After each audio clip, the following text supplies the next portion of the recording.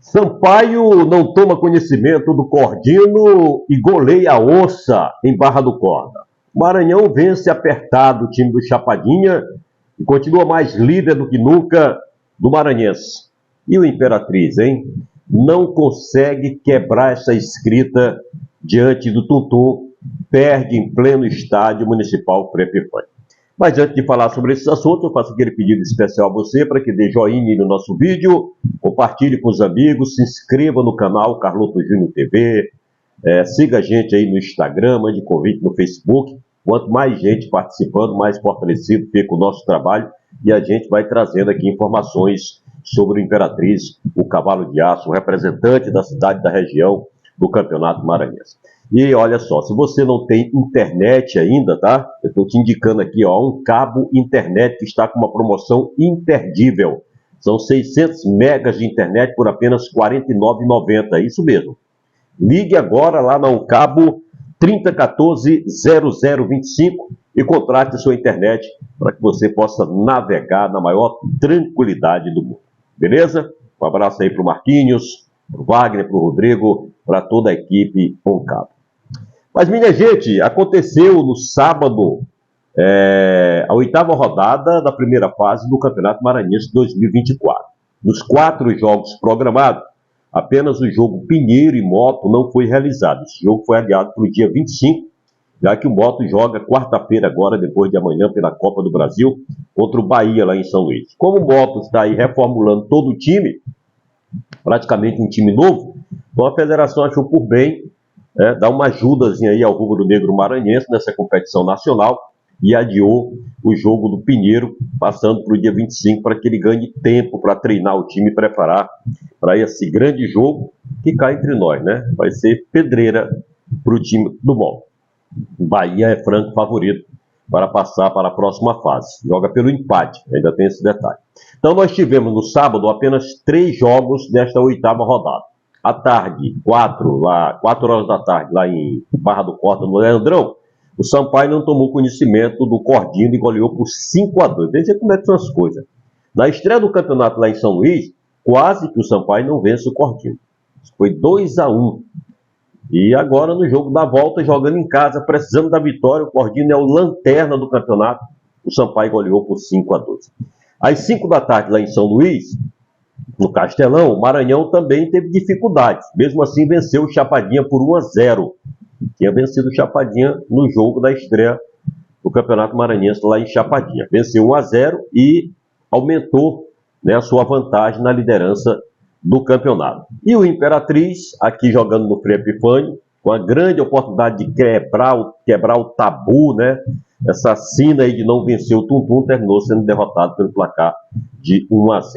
A classificação do campeonato tem o Maranhão líder isolado com 22 pontos, o Sampaio o segundo com 18 e o Imperatriz continua na terceira colocação com 14 pontos. Não alterou a posição do Imperatriz. O Tuntum, que venceu o Imperatriz, é que assumiu a 4ª colocação, tirando o Pinheiro do G4. Só que o Pinheiro tem um jogo a menos, ainda tem um jogo lá contra o Moto.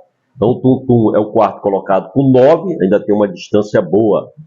O Imperatriz, do terceiro para o 4º colocado. O Pinheiro é o 5º com 8 pontos. Aí vem o Moto com 5, também um jogo a menos, que é esse contra o Pinheiro.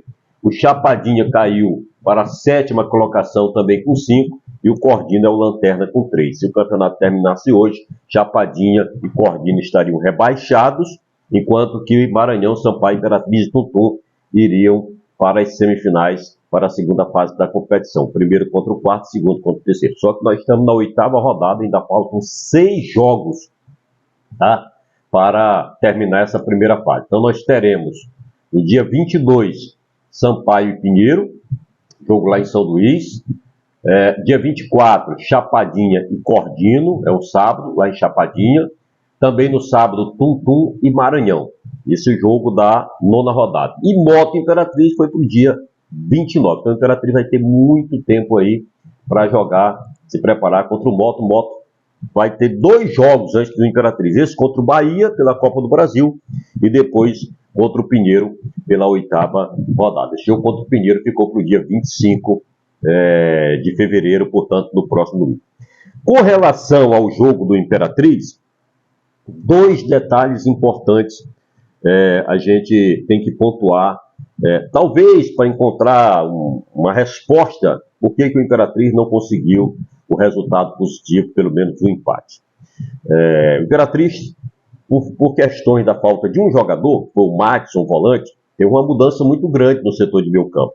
Mexeu praticamente em todo o meio campo. O Gleison, que é o segundo volante, que joga junto com o Matson, foi puxado para ser o primeiro volante. O Jadson, que fazia meia junto com o Filipinho, foi puxado para ser o segundo volante. Então o Gleison fazia a função do Matson, o Jadson fazia a função do Gleison. E o Rubens entrou no meio campo junto com o Filipinho. Então, por ausência de um jogador, você mexeu praticamente em todo o meio campo. Talvez teria sido melhor ter colocado só um jogador ali no lugar do Matson. Quem? Talvez o Carlos Índio, né? E entra sempre como volante, que é volante, às vezes atua como zagueiro, mas é volante. Ou então levava o Doda para o meio campo e colocaria o Bruno junto com o Neto. Mas foi a opção do técnico, foi essa, e eu acho que isso fez com que o time tivesse muita dificuldade, mexeu muito ali no setor de meio campo. O meio campo foi tão bem contra o Sampaio, com Jadson e Filipinho nas duas meias, fazendo aquela triangulação pelo lado direito junto com o Fabrício, que não aconteceu nesse jogo contra o Tuntum. Então, o certo é que o Imperatriz teve dificuldade com essa formação do meio campo. Não que o Rubens tivesse ido mal, pelo contrário. O Rubens, até onde aguentou, foi bem. Talvez seria melhor ter guardado o Rubens para o segundo tempo, é o que todo mundo fala. É um jogador que já está com uma idade avançada, não consegue manter o mesmo ritmo, tanto é que foi substituído. De repente, entrando no segundo tempo, com os adversários já com 45 minutos de jogo, talvez igualasse ali e fosse mais fácil para ele. E eu também achei o Rubens voltando muito. Eu acho que o Rubens é um jogador, aquele 10 clássico, que joga ali por trás dos dois atacantes. É o cara que vai municiar, que vai fazer o último passe, que vai meter uma bola, uma finalização. Mas aí, na dificuldade do time de sair, ele teve que voltar muito para tentar buscar essa bola, organizar, e aí ele já não tem mais força para chegar lá na frente, para dar esse passe ou até mesmo a finalização. Esse foi o primeiro ponto. Do meu ponto de vista, foi o primeiro ponto que atrapalhou o time do Imperatriz. E o segundo é que o jogo foi muito mastigado. O que é um jogo mastigado? Muito parado, muito picotado. O time do Tuntum veio com a estratégia de não deixar o Imperatriz jogar. Era claro no jogador do Tuntum que assim que perdia a bola, parava o jogo, matava a jogada. Né? Eu acho que foi o jogo com o maior índice de faltas em todo o campeonato maranhense. E aí o que acontece? Tem duas saídas. Primeiro, o árbitro coibir. O árbitro tem duas opções de dar cartão amarelo. Uma falta mais ríspida, num contra-ataque que o cara mata a jogada e tal, dá um amarelo.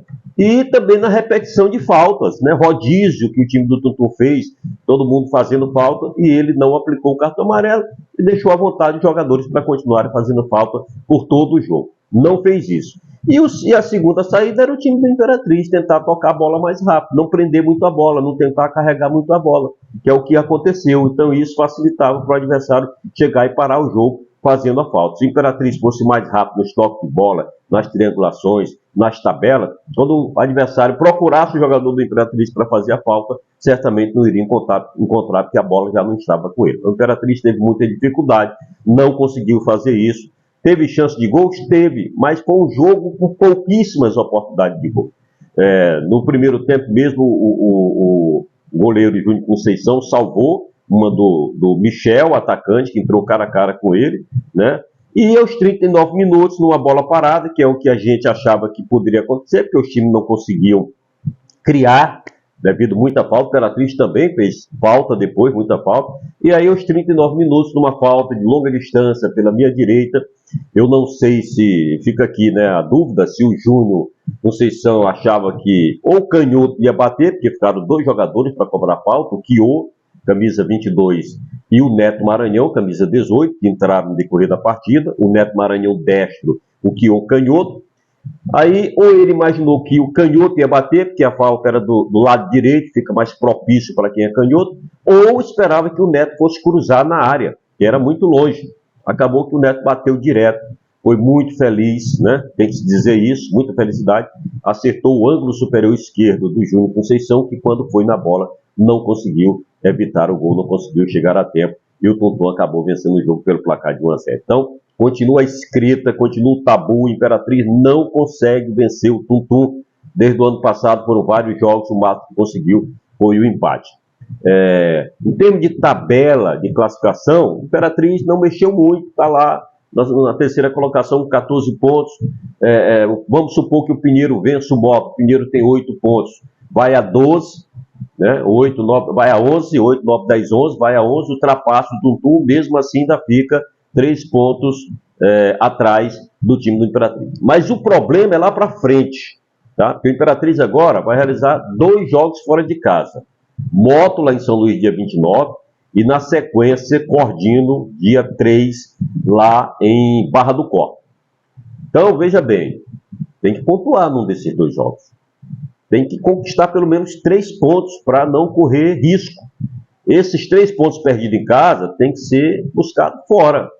É isso aí, a matemática, né? Que o Imperatriz deixou de fazer o dever de casa. Então, vamos ver como é que o Cavalo de Aço vai se comportar. Depois vem 2 jogos em casa, Pinheiro e Chapadinha, e aí os 2 últimos fora, que a gente sempre tem dito que o Imperatriz precisa chegar nesses 2 últimos jogos fora, contra o Maranhão e contra o Sampaio lá em São Luís, já classificado, já garantido no G4, talvez brigando aí só por segunda colocação, aí já não sei, né, porque agora já são 4 pontos de diferença para o segundo colocado, que é o Sampaio, né? O Maranhão com 22, não dá nem para pensar em primeira colocação da maneira que está. Mas precisa recuperar o time psicologicamente para ver se o time reage. Tem tempo agora para trabalhar. Eu acho que o Imperatriz precisa contratar.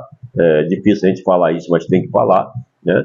Quando saem 2, 3 jogadores do time, muita diferença do jogo do Sampaio para o jogo contra o Tum-Tum, mais ou menos como o do Maranhão, e o time não teve saída, né, do nó ali das faltas que foram feitas pelo time do Tum-Tum. Era preciso ter um antídoto para isso, e o Imperatriz não conseguiu, infelizmente. Beleza, minha gente? Finalzinho do programa, peço mais uma vez, dá joinha no nosso vídeo, compartilha com os amigos, se inscreve no canal Carlotto Júnior, segue a gente no Instagram, no Facebook. Quanto mais gente aqui nas redes sociais, mais fortalecido fica o nosso trabalho para a gente trazer as informações do Cavalo de Aço do Imperatriz. Uma ótima segunda-feira a todos, uma ótima semana, e a gente volta amanhã com mais um papo esportivo para você, beleza? Um abraço, tchau, tchau.